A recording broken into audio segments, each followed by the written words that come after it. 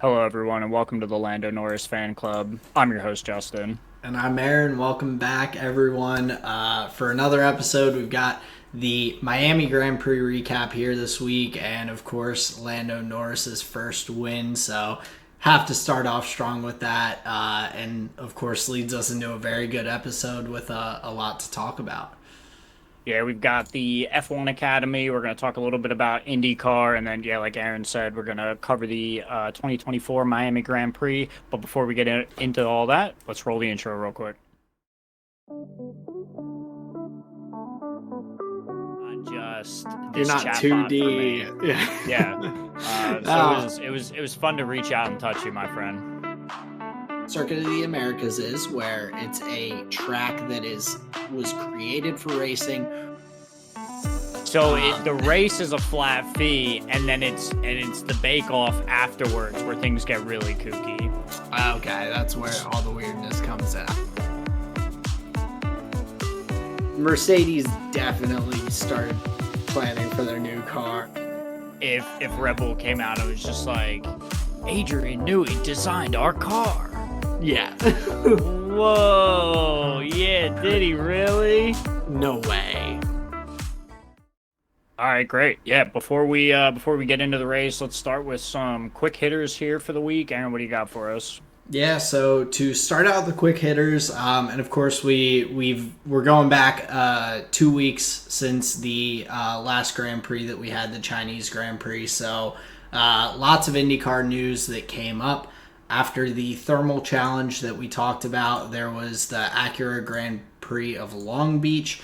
And in the qualifying, I believe it was for the Grand Prix, there ended up after the race, after the weekend, being an investigation into Team Penske and their drivers, Scott McLaughlin and Joseph Newgarden, where they both were apparently using the push to pass during restricted times, I guess during the qualifying, where sections where it wasn't allowed, or I don't know if there's like no push to pass allowed in the qualifying. That may be how that works, but both of them end up being disqualified from that race due to a breach of regulations, dropping them both down to 0 points in the championship, as two of kind of the top drivers of last season coming into this season. A pretty big hit to the team. Scott McLaughlin had come out and made a statement about it, basically that there was confusion about what was and wasn't allowed, or like it was just kind of muscle memory. Joseph Newgarden blamed the thermal challenge because during the thermal challenge qualifying sessions, they were apparently allowed to use push to pass. And so it was just instinctual at the certain parts of the track that he would normally use push to pass on, that he was like, it was this one time that it was different from all the other times that we were driving. I just did it out of muscle memory from one time doing it.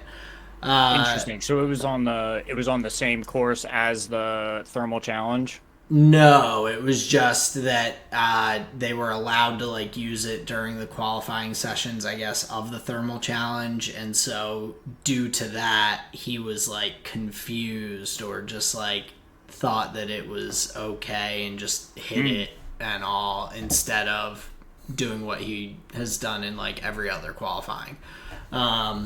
So blamed it on confusion about the rules from the fun event that they had. Which, That's like kind of silly then, no? bit silly, yeah. Okay, I got you. Oh yeah. I'm definitely like it was a bad excuse and not really that plausible. So so both of them end up getting disqualified. Team Penske this past week actually ended up suspending 4 team members, including their president, due to this breach. I guess it was maybe, I guess the blame just kind of got pushed up the ladder to be like, hey, like you guys are the ones who are supposed to be responsible for everyone knowing what's going on and whatnot. and they just did a poor PR job kind of trying to recover from it. So Okay. that all led into this past week's race where we had the Children's of Alabama Grand Prix at Barber Park, which was a very fun race to watch. So definitely overshadowed. A lot of the drivers were asked about the situation with Penske ahead of time, and it was very pretty consistently against like what they did and kind of brushing off their remarks of why and their excuses essentially, being like the entire rest of the grid being like none of us were confused about this, like, so that's a bad excuse, like no one else had this issue, no one else did this, so Mm-hmm. like just own up that you messed up or whatever it was and just like kind of take it and keep moving forward. But the Children's of Alabama Grand Prix ended up being a really nice race. Did you end up catching any of that? I watched the highlights. I didn't get to see the full race. Okay, so it was a very good race throughout. There were a number of full track cautions that came out, which really messed with some of the tire strategies, pit stop windows, and everything. So it was a very chaotic race where Linus Lundqvist, who as a rookie took his first pole position in IndyCar for this race, ended up with a great pit stop after the last caution in the race and was just chasing down car after car on the alternate tires and everything, making a real run at it. But eventually, Scott McLaughlin ends up getting the win. Will Power P2, and Linus Lundqvist, as a rookie, got his first podium in IndyCar with just a really, really good weekend. Nice drive. But the one kind of funny moment from the weekend was Barber Park is basically this like very wealthy man's like course. He's the owner, and he has all these weird art installations throughout, like massive, like statues of or art of like spiders and just different things around the circuit, just art installations. One of Okay. those being this mannequin named Georgina who hangs from a pedestrian bridge above the track, and so she ended up falling during the race, like next to the racetrack. Her arm ended up getting hit by one of the cars, but it was like a very bizarre moment where you're like, hopefully none of these drivers like panic and are like, is that a real person on the track? But at that point, all of them had been through enough laps that they realized like that mannequin thing fell. Like that's really weird, and it's on the racing line, so that's like not Right. ideal.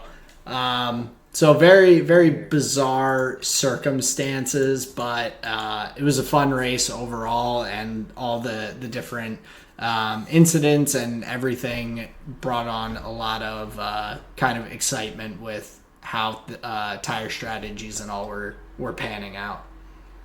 Sure, because the more shakeups, the more cautions, the more the like pack is getting bunched up, just the more opportunity for gains to be made. So yeah, that can make for some really exciting racing. Like I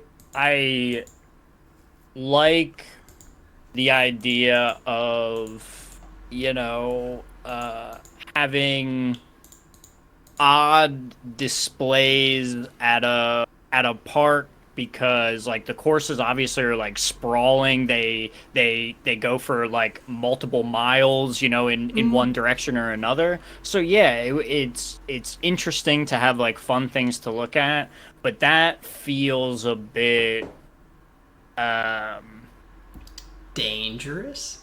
like just maybe dangerous isn't even the word, just like kind of unnecessary. Like I would even Okay. say that if it didn't drop on the course, it's like, yeah, like hang it in a tree, and Oh like yeah, literally anywhere you want, you really want it over the track. very So that just feels a intentional little, too. Yeah, yeah. It's like, all like right, a bit eccentric, but okay. very eccentric. Apparently, the owner was like, "Oh yeah, let's do this. I think that'll scare the crap out of some people." And that's like what he was going for with putting it where it was. Um, Right. so yeah, unnecessary. I think is probably the best word to describe it. Um, I but want to meet this Georgina though. I would really love to get her on the pod. That sounds great. absolutely, we'll have to send a request, Yeah. see if we can get her hooked up. Yeah, Um, see what their people say. Oh, absolutely. See how her arm is doing after taking a nasty hit there. Get the full report, yeah. Definitely. But after the weekend with Scott McLaughlin getting the win after his disqualification, he ended up jumping something ridiculous. It was like 21 places in the driver's standings, going from last to up to P9. Um, and so just a nutty jump there, and Colton Herta currently leading the standings there at the top. So that is a really strong start for Herta. Will Powers just 1 point back in second, but it's shaping up to be a pretty interesting IndyCar season with Lundqvist as a rookie doing so well. Grosjean had a really nice race. Just the strategy didn't pan out for him super well, but a lot of excitement there.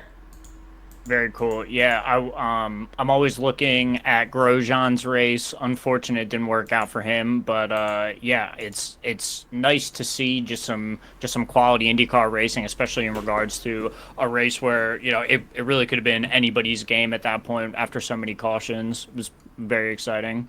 Yeah, so a good one, but another kind of final news point from IndyCar. But David Malukas, the Arrow McLaren driver who was replaced for the last couple of races by Teo Porcher, was released from Arrow McLaren. There was apparently a clause in his contract that said he could be released if he missed 4 races due to like injuries sustained outside of like his team responsibilities or races and everything. So he had injured himself, broken his wrist in a mountain biking accident, and so that unfortunately ended up costing him his drive. I saw a lot of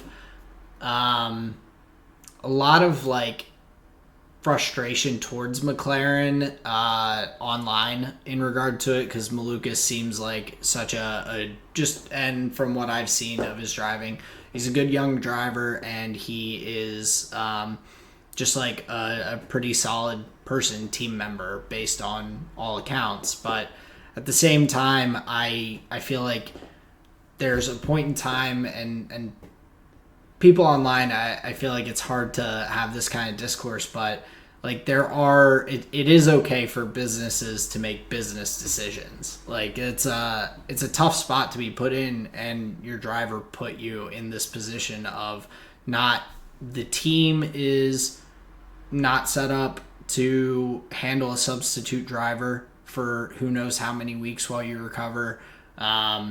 You're hurting your chances, which I assume translates to team money and prize money and everything as well, by missing out on Hmm. these races, being the main driver for your car, having the substitute in and all.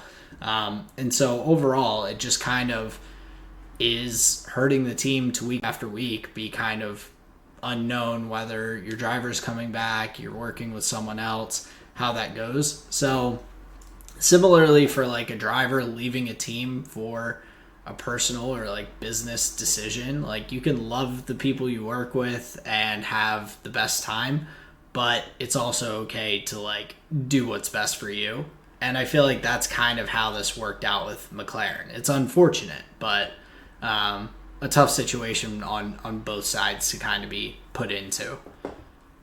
Yeah, for sure, but like if It's in the contract. I mean, it feels a bit irresponsible knowing that an injury sustained outside of racing could be the end of your drive to I mean, It we know like Valtteri bikes, there's a bunch of people that bike and mm, whatever, but like to a certain degree, I'm curious if that shouldn't caution you a little bit against stuff like that. And yeah, out for 4 races. It's also their option if they want to like activate that clause or whatever. So yeah, unfortunate for the young individual, but I imagine there'll be other drives and other series for him because, like you said, he's been a I would say somewhat promising driver, there. So yeah. yeah, probably not the end of the career. No, I don't think so. I wouldn't be shocked to see him get another opportunity, but just yeah, tough position to be put in, and it kind of makes you just like or made me curious of like what other do F1 drivers have similar kind of clauses and things like that potentially with how quickly we see drivers trying to come back from these injuries. Carlos coming back, like, but there of course could be just other motivations for things like that. But Yeah. Lance Stroll coming back from his broken wrist at the beginning of last year, I believe it was, really rushing to get back in the car for the first week.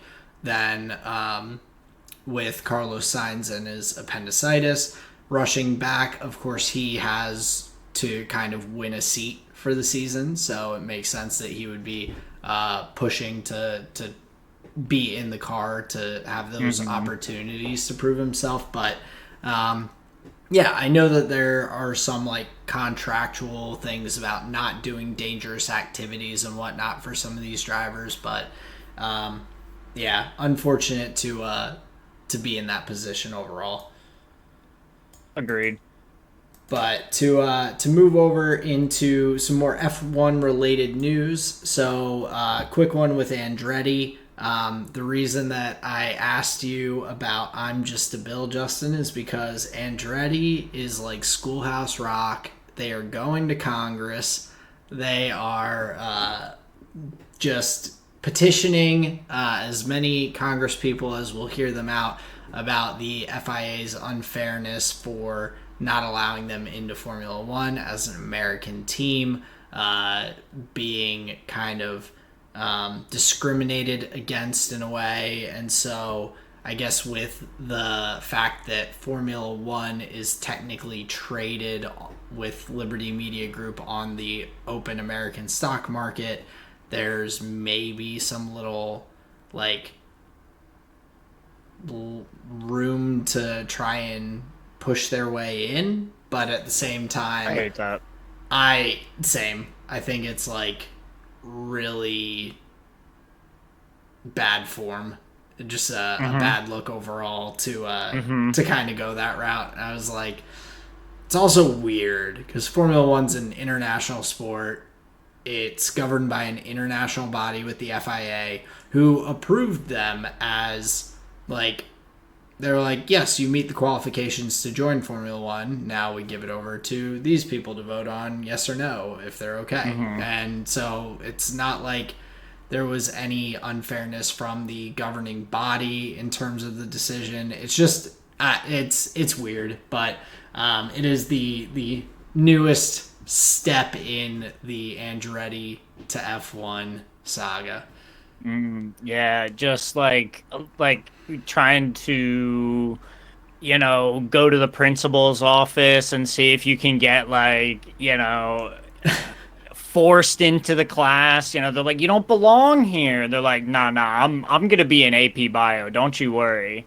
Yeah, I deserve to be there. I Yeah, don't it's like that at it's all. very let me talk to your manager. It's Hmm. not a good look in my opinion. And I want Andretti to be in Formula One. I would be happy to have an 11th team and more drivers in the field, but that Not is that way. not that way. Not I'll do anything for love, but I won't do that. I'm telling you. yeah. I'm gonna stop at that. But going along a little bit more with breaking news, not so breaking at this point, but Adrian Newey leaving Red Bull. A lot of big news. What were your initial thoughts hearing that? Were there any what was your reaction? Mm, surprised, but like I kind of understand, especially him stating like part of it is the handling of the recent like Christian Horner scenario. I It makes sense just for I think Red Bull that there will be and would be some consequences for that type of like carpet underbrushing. But also like kind of exciting for like some other team, if he is as great of a mind as the cars seem, as good as like the motorsport world around him understands him to be. Yeah, I think it's just going to be a massive boon to some other team now, and my feeling is like, yeah, Red Bull, like you kind of fucked up. Like if that is a large portion of why he like doesn't want to be a part of your organization anymore, and he has like no lesser drive to like win, he still has a mind for complex design and can be like still at the cutting edge of Formula One technology. Like, damn, Red Bull, like you fucked up so hard. You fucked up so hard where there is now a very strong possibility that they will have to be up against like the very same weapon that they had just like free access to for decades. So I would like to be very critical in this moment and use some very flippant language, but like at whatever. I think it's just a big loss for Red Bull, and it's just going to be some other team's massive gains. And I mean, Lewis Hamilton is buttering that bread hard, so it'd be hilarious if Newey's like, you know what? I like the way you talk to me, Lewis. Let's partner up. I think that'd Yeah. be fun. I think it would be too. It sounds like Aston Martin and Ferrari have both been going after him pretty hard with offers, pretty significant offers and everything. And of course, Red Bull did allow him to go without any gardening leave, which initially was kind of one of the concerns. Is that, oh, if he has to take off X amount of time for gardening leave, then by the time he's coming back, all these things will have changed. Cars will be in different spots. But overall, what I'm starting to, and this is what I kind of anticipated once I heard like rumors and everything, which is what I personally think is going to happen. But I think he's just going to retire, at least for the meantime. The amount of Ferrari hopefuls and everything, I get it. I understand why they would be and why they'd want him on board. He's, like you said, you touted his acclaim is just engineering mind. I mean, he has a career of, I think it's like 13 World Drivers Championships and 14 Constructors Championships with cars that he's built or something like that. Just an incredible career in the sport. But he's also pretty old. And so when I heard this and everything and the likelihood of him leaving due to the Christian Horner things, I was like, yeah, like that is the repercussions. We were wondering about who of these high level people would leave because of it potentially. And that ends up being the case. But I think overall, when looking at his age, the career he's had and everything, I was like, maybe the guy just wants a break and is like gonna just at the very least take some time off from things, which is what he's alluded to somewhat now. But at the same time, like, you never know what's going to happen with these kind of instances. There's potential that someone makes him an offer that really piques his interest, and he's like, "Oh, okay, yeah, that sounds pretty good," and dives back in. But I'm kind of leaning towards that, but I am curious to see the impact and the kind of the waves that follow the earthquake, because I feel like this is that first tsunami wave coming through with Nui leaving. But it's curious to me whether any of the other major technical people in the organization or other personnel do end up leaving as that second wave from Nui no longer being a part of the project. Right. We have yet to see. Maybe it opens up room for some of these high technical people in Red Bull to look to move up to that more overall position like Adrian Newey. So it could kind of affect it in a couple different ways there, but I definitely think it's a loss overall for Red Bull. I mean, he's clearly an incredible mind, and I think it's the kind of, that's what you get for what you do, the crime for the punishment, or the punishment for the crime. So yeah, big time unfortunate, but yeah, if he retires, I think that's a pretty measured take and understanding of the situation. I could. There are likely many realities where that's the case. Yeah. And I'm also not a fan of any other, like, I don't have issues with other teams, but I'm a Red Bull fan, so I'm not going to have these dreams. Not today, you're not. I won't call them delusions of grandeur, but these dreams of grandeur that some of the other teams are having, because it is a possibility, of course. But I'm not like hoping on it like a lot of fans are. Gotcha. So I feel like that allows me to have a little bit more of a measured kind of view of it, I guess. Yeah, that's fair. I mean, I'm probably done with F1 if he doesn't go to Ferrari. But I mean, that's just me. We've had a good run. Yeah. But hey, not today. You are not a Red Bull fan. This is the Lando Norris fan club. Yes, sorry. This is the Lando Norris fan club. Yep. I did. You forgot. Muscle memory. I pushed past.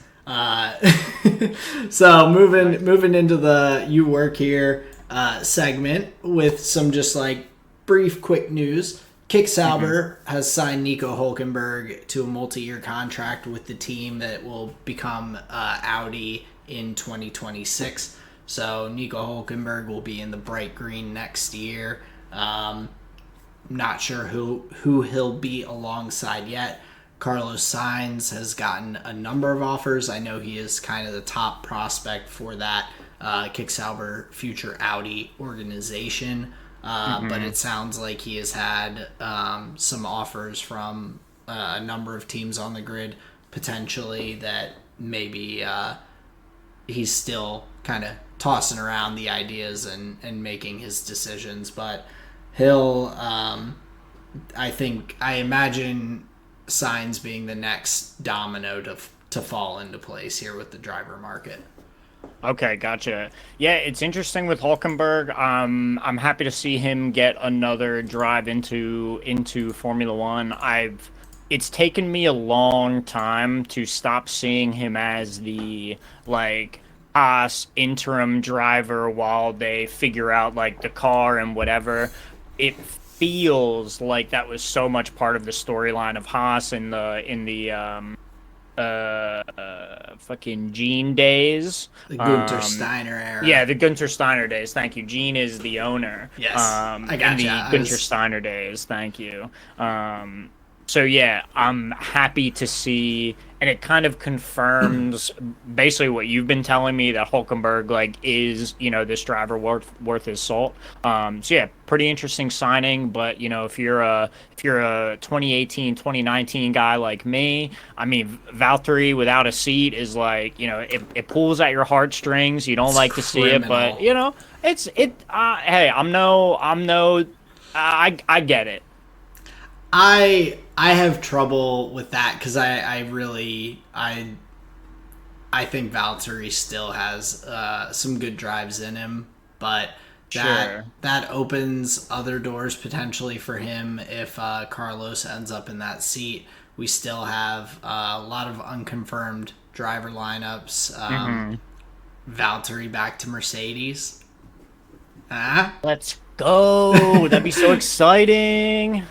it would be interesting to see him versus George. I would be curious to see how that pans out in the Sure. equal machinery. But now I think there's still some potential options for him out there, and it could end up being back with a team that he's been on before. Could be a Williams. Could be. It really just depends where some of the other pieces of the puzzle move around to. Hmm. Yep.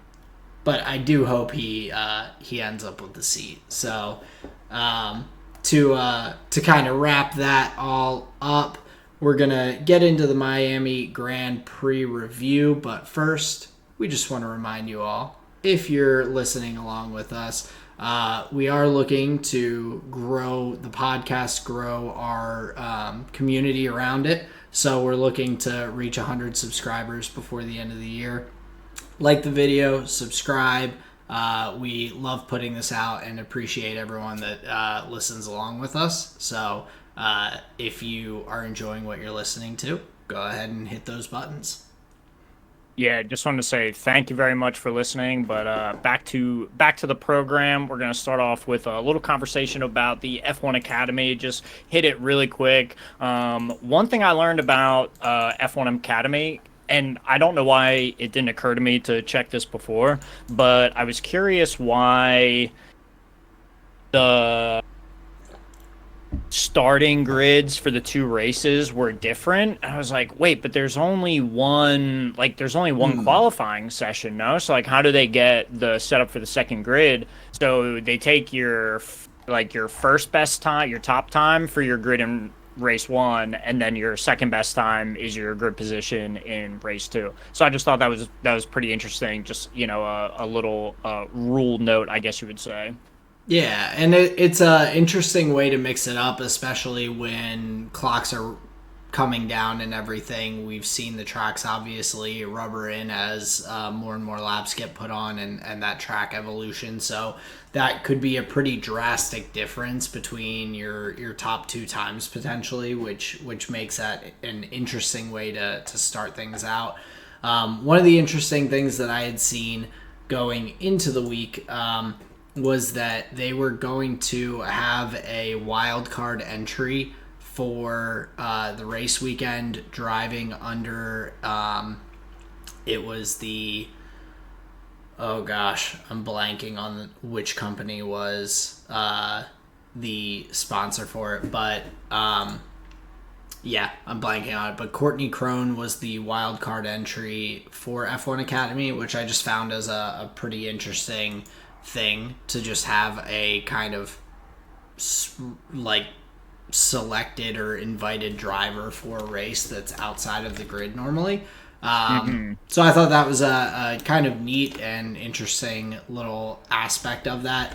I think it would be kind of interesting to see that maybe in some of the other series. I don't know about for Formula One, but like F2 or F3 maybe having some sort of wild card entry, whether it's from another racing series or someone that's maybe hoping to move up to the series from some other series that gets sponsored into that position. Sure. But I thought it was just kind of a neat addition to the weekend, along with just the excitement of another F1 Academy race weekend. Yeah, that is interesting. I'm pretty sure it's Prima Racing that the wild cards fall under. Correct me if I'm wrong. But yeah, race one, Abby Pooling starts from pole. The wild thing about race one was the McLaren supported driver Bianca Bustamante stalls out on the grid. You see the cars behind her, have to shift out of the way. She ends up she ends up getting her car moving and and back into the race. She ends up like being able to finish the race, so that's good. But just like a horrible start, something you never want to see. But yeah, Abby Pooling, crazy weekend, wins both of the races. I think on so I'm mainly just watching the McLaren supported driver. Like I said, Bustamante, much improved second race. Her qualifying time put her P2. She had a great start, hung it out there with the best of them. She finished P2, I believe. So yeah, great second race from her. But again, yeah, Abby Pooling with the dub, and Dorian Pin is right behind them. Very competitive. Was P3. I'm pretty sure both races. P2 So in the right first there. race, P3 in the Okay. second. Yep. Okay, gotcha. So yeah, just right there with them. But yeah, Pooling is doing some solid work there at the front. Yeah, so really impressive weekend from her, and then talking about Bianca Bustamante, she after getting the car started in that first race, just was blazing on the track. So I think that gave a pretty good idea of what she could do in that second race. She really Sure. looked very comfortable moving up through the pack. Was really making up a lot of positions pretty quickly. Made it all the way up to P9 by the end of the 13 lap race. So 6 positions in a very short amount of time was an impressive recovery from a tough start overall with the stall on the start line.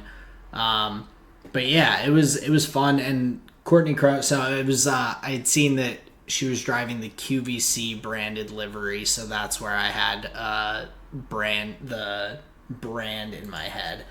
Okay.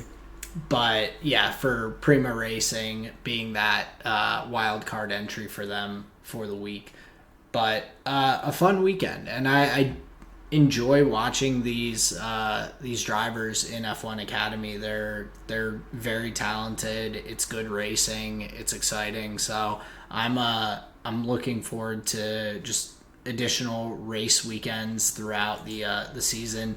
It seemed like a really cool event for those drivers to be at as well. A big weekend with the sprint race weekend for Formula One, and kind of getting mixed into all of that to just have a lot of good racing across the week.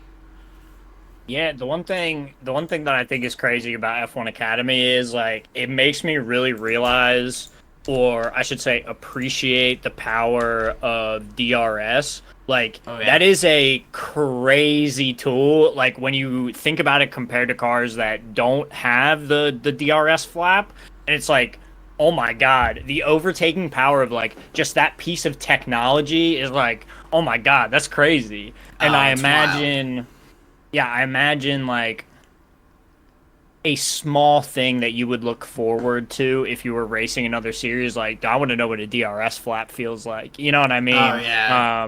So that's an interesting difference between them, and it really makes you appreciate that kind of development, I guess you would say. Yeah, and it impresses me too with just like the drivers of this being a spec series and everything, where they are like the moves and positions gained and everything are all just like due to setup and how well they are utilizing their tires, keeping them in the right window, because that's where you get that boost of speed from, is having just your tires at a better temperature window and better wear and everything than your competitors out there.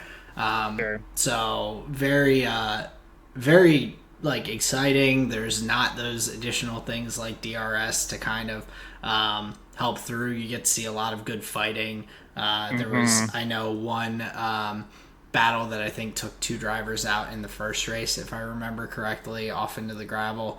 But I mean, that's just hard nosed racing and exciting.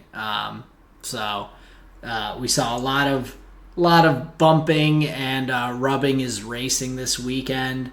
But moving along into Formula One and kind of the meat of the podcast, let's start off with our winners and losers for the weekend. And I promise you, we did not talk about this before the episode. Me and Aaron do our like notes and prep like very much separately. But this is a week where it seems like we're aligned on our winners. We had the same kind of thoughts. Big time at the top. Lando Norris gets his maiden victory in Formula One at the Miami Grand Prix. Huge, huge. We've been waiting for it for a while. If you're, a Lando McLaren fan, bunch of podiums, bunch of P2s, but Yep. always having the dub. Just it feels like just taken from him. And it was even funny, and I said this to another friend. It was even funny listening to the cast where like even they were very much like don't even talk about it. Like we don't want to cast their cursing. Like I thought that was very funny that they were even like cognizant of the like like everybody like hold Oh on, hold yeah. on, like don't shake the table kind of thing. So you could tell everybody on bated breath. My man was like 44% of the driver of the day vote, which is like actually very rare to have so much of the A crowd aligned. landslide, yeah. A landslide victory. Like usually it's like Lando 17. slide. A Lando slide. Yo, There we that's go. crazy. So yeah, like just a massive day, and this even comes after, as we were talking about a sprint weekend. I mean, roller coaster of emotion. I mean, my man gets taken out lap one of the sprint race, and Yeah. it's like, okay, here we go. Like, let's just forget this weekend. On to the next, please. And a fortunate contact with the Red Bull, a ridiculous safety car timing. I mean, I think there was some good luck involved, but overall, I mean, that's a dub. Oh yeah, and that's like, I mean, that's what this sport is. Like that is, we've talked about it so many times of drivers putting themselves in the best position that they can be in if something happens. Lando was hanging out there on old medium tires, just waiting for the right pit window to have a gap for something to happen and putting in really good lap times. But then alongside with that, going and having the opportunity fall into his lap with the safety car, everyone else is pitted, he gets the free stop, comes out in first, and it's like, hey, your race to lose at that point. And we know Lando's a good driver. He was putting in good lap times, and the part of the other fortunate things or kind of keys was he took advantage of Max making a rare mistake. I mean, Mm. Max takes out that cone at the chicane and damages his floor of his car and one of the side kind of edges of the car and everything. And he lost a ton of pace due to that. He couldn't make up the gap. So taking advantage of your opponent's mistakes, I mean, that's what position you have to put yourself in. And for anyone who I know there are a lot of people who would and Lando talked about it in the post-race conference press conference, people calling him Lando no wins and things like that online. Like he's like, hey, like that was motivation, now I'm here. Like this was a dream. And just super exciting for him. I just am so pumped for him. I was amped watching the race. I just love it for Lando. So great weekend for him. Yeah, big time. And then our second winner here for the weekend was the V Carb, the RBs. It was a pretty impressive weekend, you have to say. Aaron, what were your highlights? Because you have one here that I didn't even think of. Yeah, so starting off the weekend, the drop of the cool livery, I was like, that's how you do a like specialty one-off livery. It looks amazing. It fits the venue. It's bright. It's got pop. I was like, that car looks awesome. I can't wait to see it out on track. But then we go into the actual racing. Daniel Ricciardo takes fourth in the sprint qualifier. He goes out there and puts in just a stunner of a race in the sprint race. He's gets past Checo at first, is up to P3. I was like, oh my god, he's getting a podium, even if it's a sprint race. I was pumped. Checo gets back by, but then holds Carlos Sainz and the Ferrari behind for the entirety of the race. I was really impressed by the V-Carb's pace, along with just his racecraft. His defense was really strong. He was putting his car in the right positions and just didn't make any missteps. So huge weekend for Danny. And then my last little bonus for the weekend, Yuki getting into the points twice on the weekend. In the sprint race is able to snag that last point, and then goes on and picks up another 6 points in the main race. So 13-point swing for V-Carb on the weekend with, 13-point swing for V-Carb on the weekend in the constructors, which is just massive where they're at. They were tied with Haas up until this week, I believe, and have now shot up. They're 12 points ahead of Haas after the weekend. So just a massive jump and boom for them with points to really help with the constructor standings fight. Mm-hmm.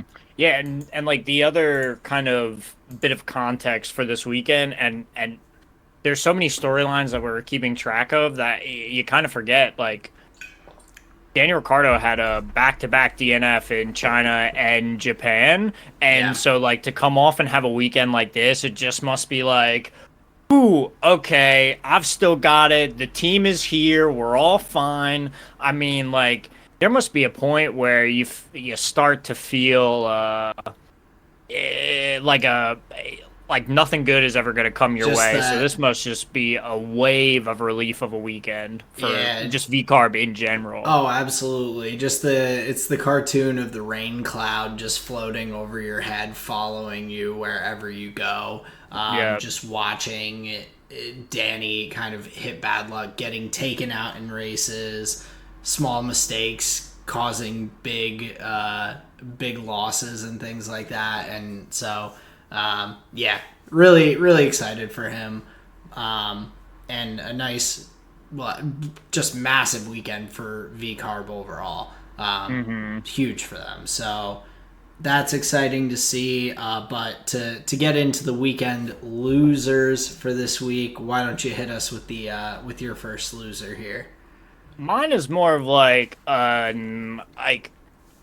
I think ultimately I just had a problem with his attitude with Carlos Sainz. Like, they played so many radio messages of his about Oscar Piastri and the wheel-to-wheel racing that they had. And then it comes to a head where Carlos literally just like parks his car in front of Piastri in the chicane, or not in the chicane, in the turn, gives Piastri the front wing damage. They have to pit him. It literally ruins his race. And it all comes after he's just like vehemently yelling on the microphone of like, they got to know, he's got to give that position back. It's like, whoa, man. And then you boil it into the corner. It gave me big Max versus Lewis vibes in 2021, where they came together so many times. It feels like in that moment, that's what the racer is looking for. So in my mind, Carlos Sainz, like, in some ways, like, lost a whole bunch of points in my mind. I was like, dude, I don't think that's cool. Yeah, and I mean, I'm with you. I feel like he was getting frustrated all weekend long. There were the times where he was right behind Leclerc, and they're both just sitting in a DRS train, and he's just keeps coming on the radio to say, I think I have more pace. Like, are we going to do something about this? And it's like, Charles is still like 6/10 back from Checo or whoever it was. Like, Mm-hmm. he's not like falling off and holding you back. Like you're both just stuck behind in this DRS train. Like Right. that was a little weird to me. But yeah, I just the hot weather must have gotten to his head. Just not typical Carlos behavior, I think, from what we've seen. But yeah, the just a lot of wheel to wheel action, and so actually a pretty exciting Miami Grand Prix. After I know a lot of people over the past couple of years have not been super impressed, but this weekend turned out well in terms of the racing. But my first weekend loser ties into Ferrari as well, but it was just the Ferrari with the blue Okay. overalls. Like I felt like it could have been really really cool. And the fact that Ferrari refuses to actually not have a red car, even when they're doing this specialty throwback livery. There's all this news in the media of like the last time that Ferrari had a blue livery was when Enzo Ferrari decided to say "F you" to the like governing body of Formula One and decided to race in the country's colors instead of the Ferrari colors or whatever. And like there's all these stories about this and that and showing old pictures of cars and all, and they're like, it's a red car with blue highlights in its hair. Like it's not it's there's barely any difference. The race Dude, suits looked calling them cool. highlights and overalls is scathing, man. That is just you're taking them to trial, dog. Like Oh that is no, horrid. overalls is I think like how the race suits are like I think that's how they refer to them in like at least the UK. Yeah, but calling like the racing stripes on the car overalls, bro, No, that's so highlights. silly. Like they Yeah. dress up their little car and they're like, oh, now he's got a little bit of blue on him. Well, it's like there's it would have been so cool if they came out with like an all blue car. And when Sure. other cars have done this, Williams has gone with like the shell livery with the different like there's a lot of instances of cars doing these really cool liveries, and Ferrari just refuses to make their car not like 90% red. Even when they have a great opportunity. HP just comes on as one of their new title sponsors. Hmm. Blue company logo and everything. Like you could have really just hit it with the blue paint, and they just didn't want to go all the way. So that was my loser. I was disappointed. I'm like, you could have done a lot more, which also highlighted the V carb livery that they came out with even more to me, Hmm. because I'm like, that is how you do it. That looks sick. So Sure. so yeah, that was my first loser for this week. Gotcha. I'm not so sure Logan Sargent is it should be a It's loser. I'm it's a not at his own fault. I don't. It's of not. course. It's the situation for me. He lost out. So yeah, my second loser being Logan Sargent, just having a bummer of a weekend. Like he had a pretty solid sprint race and everything. He was looking like decent. He had pace at a number of different points. Gets all the way up to P10 in the sprint race. Of course, there had been the contact and some different drivers being penalized and whatnot. So ends up in P10 for the sprint, not far out of the points after starting P19.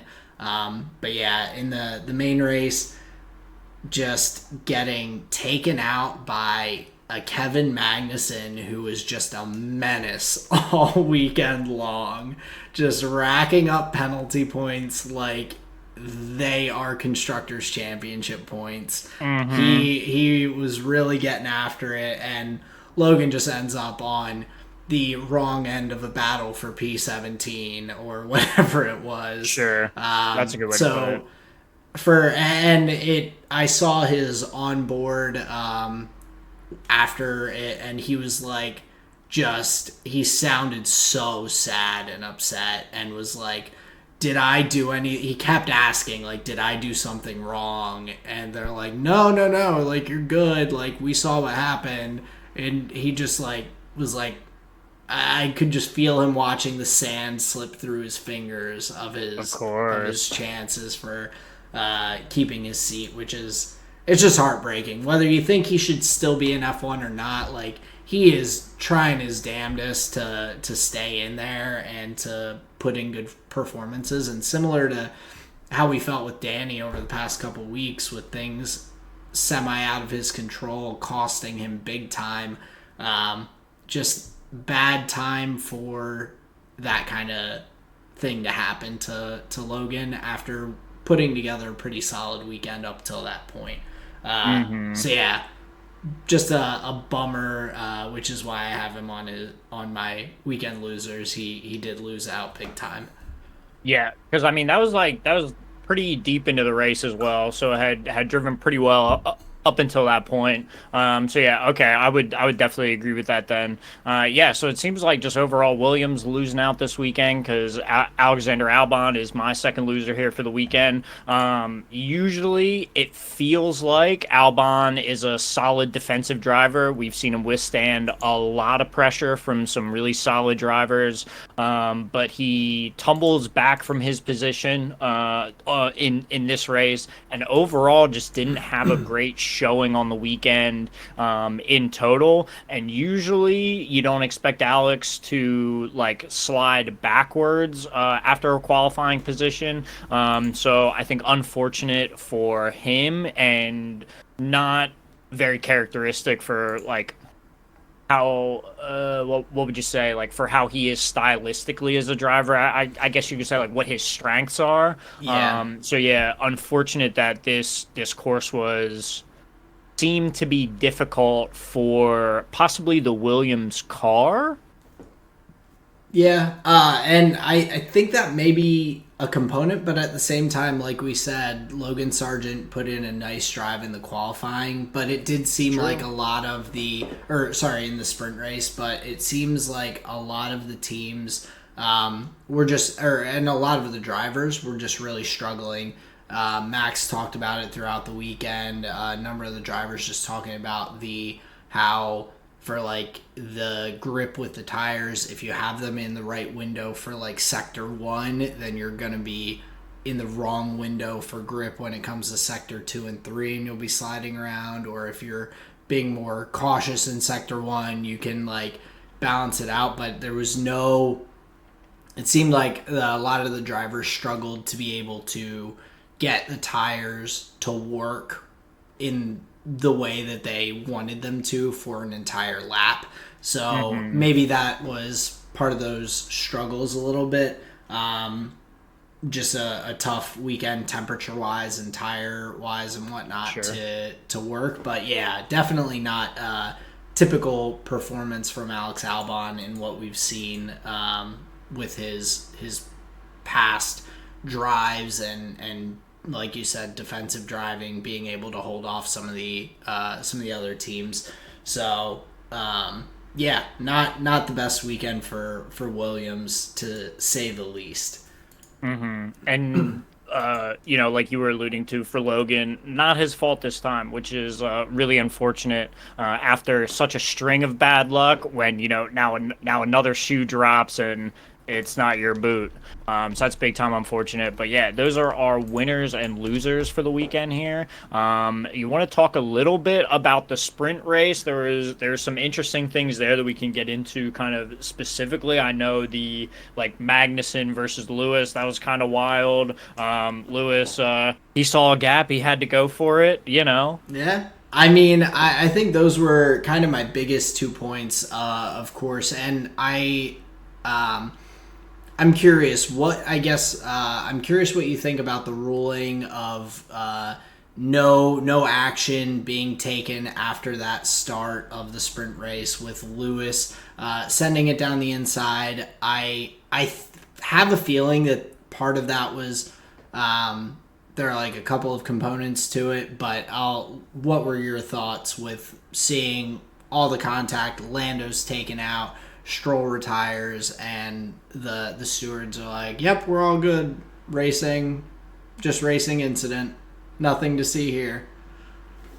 Yeah, it seems like for that one specifically, maybe a bit too forgiving, or no, forgiving's not the right word. I think it, let me say this. It feels like they're leaning a bit too much on the like start of the race, first turn shenanigans, and just saying like, well, that's Formula One, lap one, turn one, it's it's anybody's game. I think will or could maybe encourage lightly suboptimal moves to be encouraged if drivers know there won't be like a strict penalty afterwards. Maybe gaps that weren't gaps start to look a little more appetizing, you might say, if so forgiving on lap ones. Yeah, and so that's kind of my opinion as well. I will give a slight devil's advocate with this and say maybe there was no penalty because they couldn't decide who was more to blame between Lewis and Lance. It, of course, Lewis. You see a gap, go for it, but also at the same time, Lewis, an open space on the track is not always a gap. I guess is my thought process. Like, that turn one is like a hairpin, so you're not ever going to make that corner at the speed that you have to be going to fit into that gap, Lewis. So like you should know that gap is not real. Like, the door is going to close and you're never going to make that corner. So on that end, on Lance's end, like, you're turning into your teammate once again, just not aware of the people around you on the track, and you just go right into your teammate there, because Lando's on the outside. 4 does not go into 1. It does not work, and you end up with Lando and Lance losing out. So I know we had talked about it a little bit, but I was like bummed about Lando being out. Lance, I'm like, that's kind of what you get for just taking that turn and turning in on your teammate. But with Lewis, yeah, I was a bit surprised that they didn't have any penalties for it. But maybe that is why that it was a little bit of this, a little bit of that. Lewis was coming in hot, but if Fernando didn't have Lance turning into him, then maybe they both make it and it works out. But I was a little surprised when Lewis went for that lunge. It was a little desperate for lap 1. His start was so good, though. His start was so good compared to the cars around him. Like, I'll be honest, like, I kind of understand why he thought he had, like, priority there. But often my caveat with, like, penalty, no penalty, or, like, how severe of a penalty, I think the thing that grinds my gears most is when a driver is taken out of a race. Yeah. And their day is ruined, you get to keep going, and the stewards are like, you get a free pass, bud. Like, that's okay. That bothers me the most. Yeah, I'm with you on that too. It's a fairness. I want things to be reffed fairly. I want things to be consistent, and it doesn't seem like the punishment fits the crime in that instance by any means. Even if it's a minor crime, to just get a slap on the wrist and be told, go about your day. It's frustrating when Lando's just stuck out there hopping out of his car. And $25,000 lighter pants, by the way. wait, I missed that Yeah. part. He got fined $25,000 for walking because across he a walked live across. racetrack. Yeah, okay. I didn't know that that's what the fine ended up being. I knew he was being investigated for it, but yeah, I still semi prefer that over like the images of Leclerc parked in a lawn chair because he can't get back to his paddock where he had to leave the car whatever that race was a year or two ago. But yeah, I understand the safety measures. We don't want anyone on the track. He made up for it though in the main race, of course. But Yeah, they just handed that money right back. yeah, but the other thing with Lewis, of course, big note, getting the 10-second penalty in the sprint race for speeding in the pit lane, very, very just like bizarre. It looked like he kind of just forgot where he was for a minute because they, of course, lead the cars through the pit lane while they're clearing out Lando's car and everything to avoid the area or whatever. And Lewis is just like doing these little like tire heating, like speed up, slow down through the pit lane. I saw a lot of people upset about him getting a 10-second penalty for this, but he was going 10 kilometers per hour over at points of time through the pit lane, which is way over. Like, everyone was, I saw specifically Lewis Hamilton fans online who are like, this is ridiculous. They're just out to get Lewis.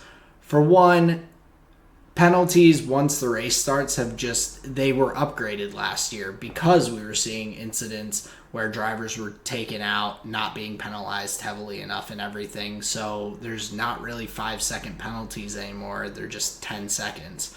So that's for one. Two, every comparison that people were looking at was like people speeding in the pit lane by like 0.1 kilometers per hour, like Lewis did, I think, last year because his pit limiter button was broken or something like that. And he was like, Okay. just a fraction over and no penalty. I think he got like a small fine or there's something weird. Like, it was very minor in comparison, where this penalty knocks him out of the points in the sprint race. But yeah, it was like he forgot that he was going through the pit lane and not on the pit straight and was like, yeah, I gotta get the tires warmed up. But yeah, bizarre penalty for someone like Lewis to take.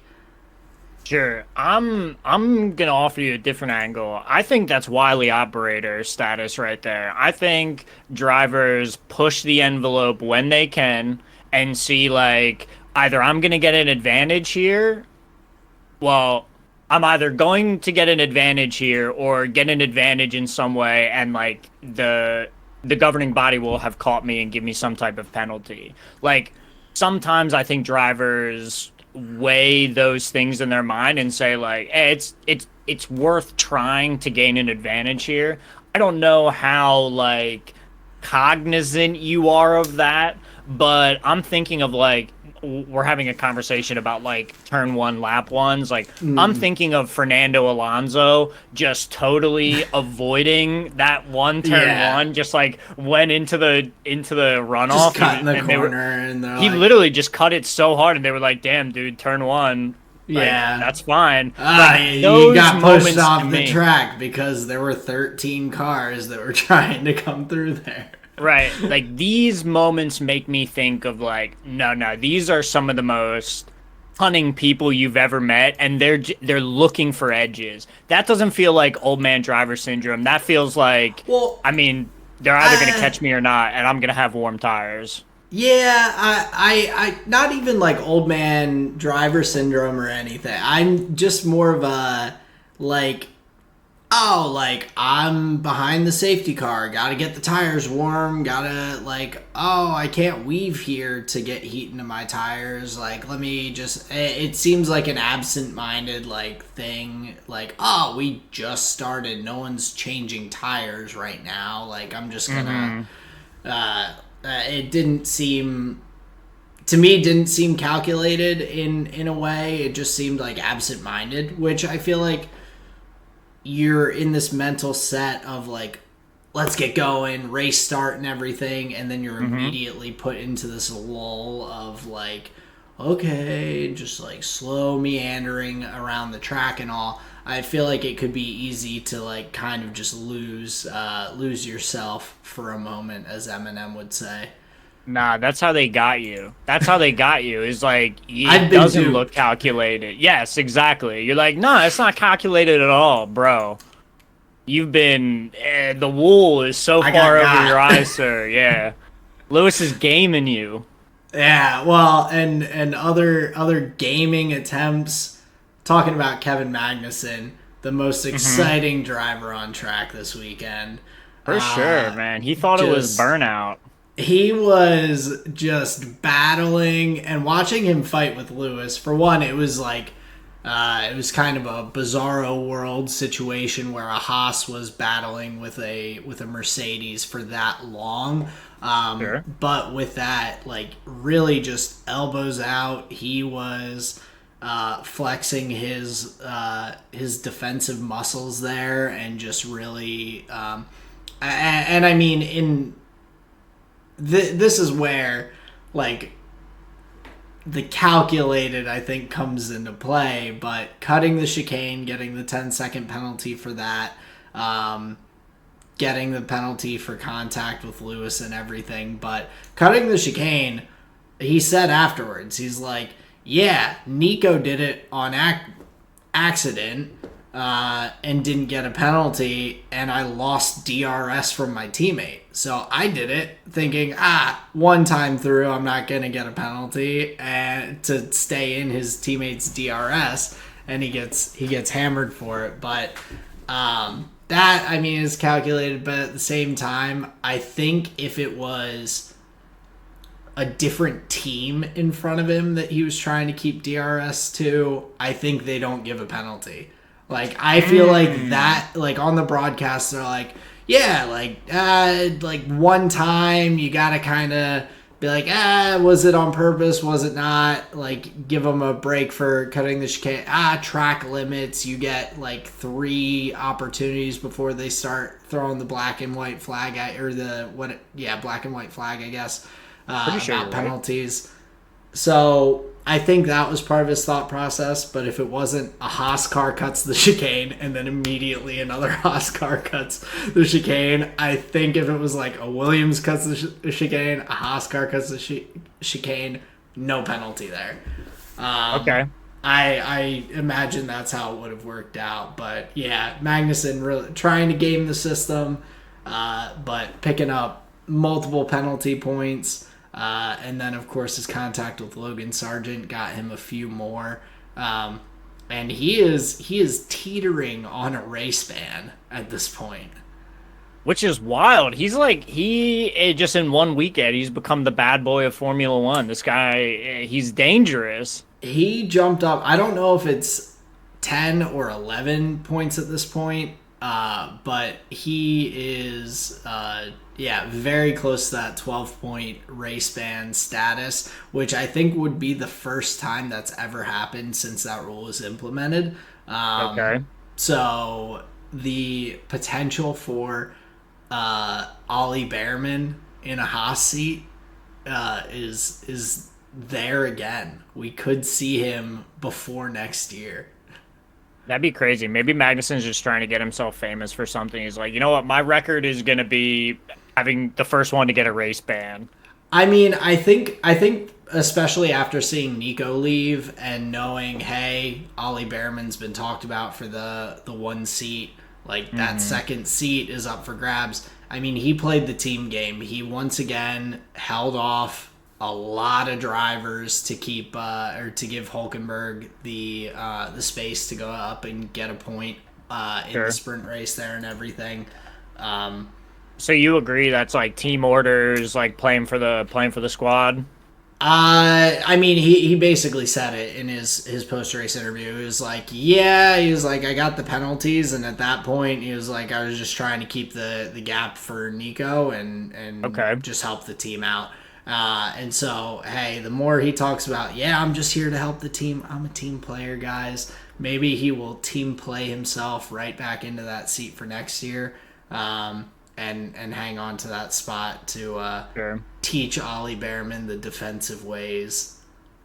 Yeah, maybe Haas just likes having a goon squad that they can just go and just bump other cars out. Yeah, this is just the Broad Street bullies of F1 Mm-hmm. just coming out Mm-hmm. there.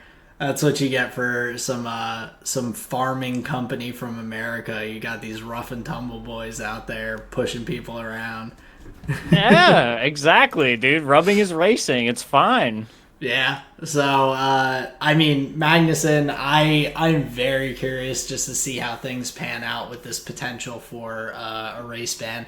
Like it's so easy to pick up 1 or 2 points just by just a simple mistake, and I don't think his points really start falling off until pretty late in the year, if I remember correctly. Okay, So gotcha. from previous points that he's picked up. So it's very easy. Like plenty of drivers just easy mistake and end up picking up 1 or 2 penalty points. But yeah, he was really getting after it this weekend. And on one of the, it's an interesting turn of events. Usually in a weekend, you don't see that kind of just racing in general. So it's funny to see it all coming from one individual. But yeah, like we said, playing the team game hard. But yeah, you want to talk about some the points that we maybe didn't hit for the Grand Prix. Maybe some final thoughts here. My only other just weird kind of moment was from the stewarding ish side again, but with the safety car coming out in front of Max instead of in front of Lando. That and I saw some other folks, the P1 guys, talking about it a little bit, but Lando technically could have pitted onto the hard tires, gotten his tire switch, and then pitted back onto medium tires because the safety car came out in front of Max instead of him to Right. and they had to have everyone pass the safety car and everything to queue up behind Lando. Like he had enough time to be able to officially change his tire and then go back right onto the faster tire. But again, didn't need to do that, and he had great pace on the weekend to take that win. So that was just a weird gaffe from the official crew with the safety car coming out at the wrong spot and everything. But I guess there's that muscle memory coming back to bite everyone this past couple weeks, where safety cars are so used to coming out in front of Max. They're like, oh, there he is. Gotta hurry up and get on out here. So Damn, that's really funny. Even they were just like, yeah, I mean, Max is in front, right? yeah, I mean, and it makes there. Of course, Lando had a huge lead at that point due to everyone else pitting and him being the only one who hadn't at that point, really. Sure. So, but just funny that they're like, yeah, oh, the Red Bull's coming, let's go. But yeah, that panned out and just worked out well for Lando with the timing of the safety car. So my final thought is just a big props to Lando.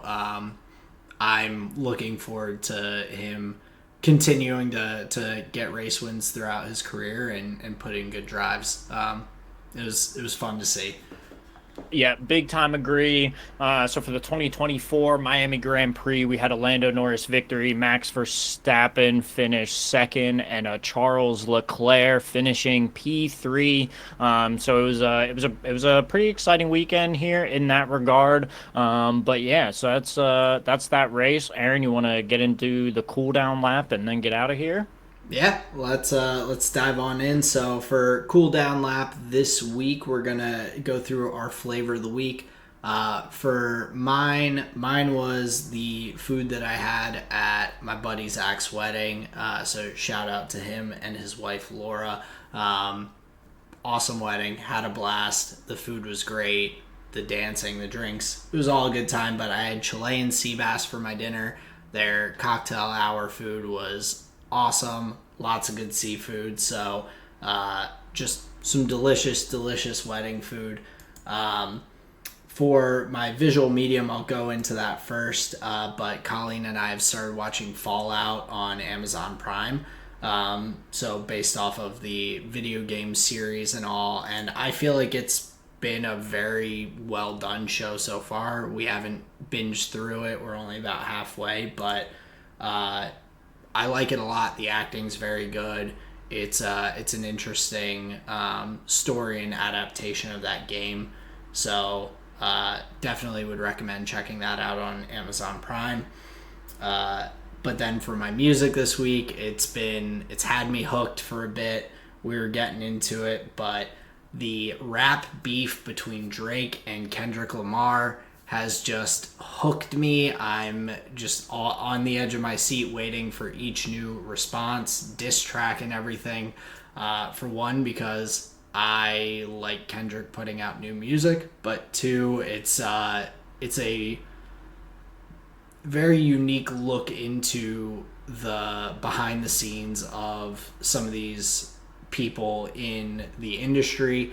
I typically don't really get too into like artists or athletes like personal lives and things like that. I try to separate the art from the artist to some extent, but when they come together and it's music being made by the artist that I enjoy listening to his music, but it gives me all these details. I'm like, okay, like I can get into this. So I've just been like really hooked watching through all of this beef back and forth between Drake and Kendrick. It's been interesting, and there's a lot that I could get into, so I won't go too deep with that. You can find recaps of it if anyone's interested and has no idea what I'm talking about. There are some pretty good breakdowns of the whole back and forth. Yeah, I knew as far as like J. Cole making a song and then immediately being like, you know what? Actually, I don't think this is for me. Everyone clowned him, and now everyone's like, J. Cole was playing 4D chess while everyone else was playing checkers. He knew to back out at the right time. Right. So I think that's hilarious too. And I didn't, so like that's where I thought it stopped. I didn't realize that Drake was like, nah man, no, like I'm in the top three, like come on, don't say that. And then he had to say his thing.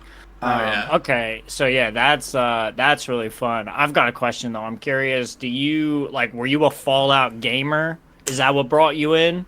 No. So I've seen bits and pieces of Fallout. I've never played it, but I've seen here and there videos or people on stream playing the game and kind of watching along. So I understand the concept and everything to some extent, but watching it, I was just like, oh, like interesting video game adaptation. I'll check it out. Want to see. I watched the trailer with Colleen, and I don't know if she knew it was based on a video game, but I was like, yeah, let's give this a shot. And she was like, okay. And so I just took it and ran. But yeah, it's I understand like the general storyline with Fallout, but watching it from the show has been my main experience with that world. Okay, gotcha. Yeah, I was just curious. The one I think element that would bring me in, I really enjoy the actor that they have playing the Ghoul, Walter Goggins. Yes, Baby Billy He in is Righteous Gemstones. okay, gotcha. See, I So, really like him as the sheriff in oh Quentin Tarantino's film. yes, mm, You know what I'm talking I about. But yeah, that do. that character is really solid. He's a character and does a really solid work. So it's fun to see him in that. Yeah, in the Hateful Eight. Is The that Hateful where? Eight, Yeah. yes, thank you. Yeah, yeah. So yeah, I think he's a great actor. Righteous Gemstones is the most recent thing that I've seen him in. Mm-hmm. But very, very well done from him. And really, the rest of the actors I've been pretty impressed with. But that is my flavor of the week for this week. Why don't you hit us with yours and take us on out of here? Nice. So Sarah usually does our like Spanish chicken, Spanish rice for stacks. She usually does it one way. She tried a different recipe, more of like a saucy fajita type chicken, Okay. using like an adobo seasoning. So there was more of a sauce accompanying the chicken, where usually it's just kind of just seasoned chicken, right? Okay. So she did that differently, and instead of doing stacks, we did quesadillas.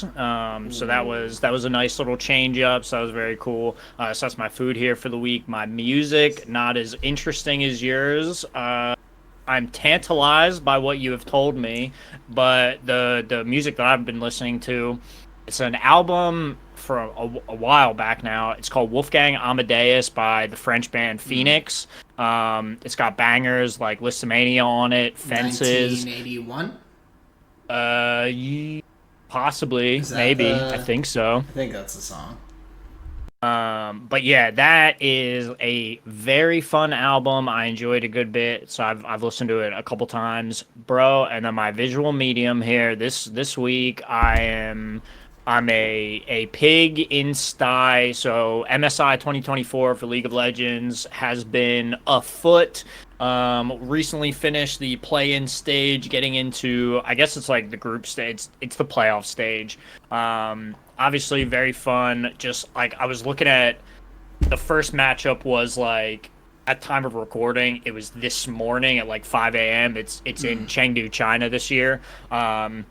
Anyway, I was like looking at the teams and the lineups. I was just like, oh, like dude, this lineup's so sick. Like, oh, like yeah, like can't wait to watch them play. Just like so many cool things. But when I went to go watch the first series of the playoffs, this is what I wanted to say. First first series was top esports, China's top esports versus North America's Team Liquid. And you know how they always do like the little like featurettes, you would call them, like before the big matches, where they show like all the, the very like meditative looking players and all this. Bro, they were like cutting together a bunch of like clips from the teams and saying like this team is this and this team is that, blah blah blah. But there was a clip from 2023's MSI from the end of the series that Gen G played against BLG in the losers bracket, whatever, like quarters. They Yeah. lost 3-0 to BLG at the very end of that series. I think it's Medic making the call, but he says in the Church of Chovy, what's a god to five non-believers, as like BLG is like taking the Nexus, because like the whole storyline for that year was like Chovy, the mid laner for Gen G, like this is the guy, like he is the best one playing right now. Like every match they said like, oh, the Church of Chovy, this and that. It was the big storyline around him. And for that to be the call that you make in the moment in this like pretty big best of five, bro. And then they like clip that into the little feature. Dude, I had like goosebumps. I was watching this. I was like, oh my God, that's such a sick call. And like I remember it in the moment, but then seeing it in that little featurette, I was just like, dude, that's so sick. And it's just like, Nice. oh, it brings so much like weight kind of to the scenario. Yeah. And Yeah, it's just a good time. So MSI 2024, really looking forward to it. Very cool. But yeah, that's my flavor of the week. Awesome. Yeah, and that is it's been a busy little stretch here for me, so I'll have some catching up to do, but yeah, they do a nice job of adding some oomph to these matchups and everything with the different player behind the scenes like videos they do and everything. So yeah, very cool. We'll have to catch up a bit on that before we get to the end of MSI, but that does bring us to the end of this week's episode. Thank you all for taking the time to spend with us. We really appreciate it. It's been a blast, fun episode, and we'll see you next time. Yeah, thank you so much for listening. We appreciate your time. Thank you for enjoying the pod. This has been another episode of the Tyred Boys podcast. Thank you guys for listening. Peace out, everyone. Bye.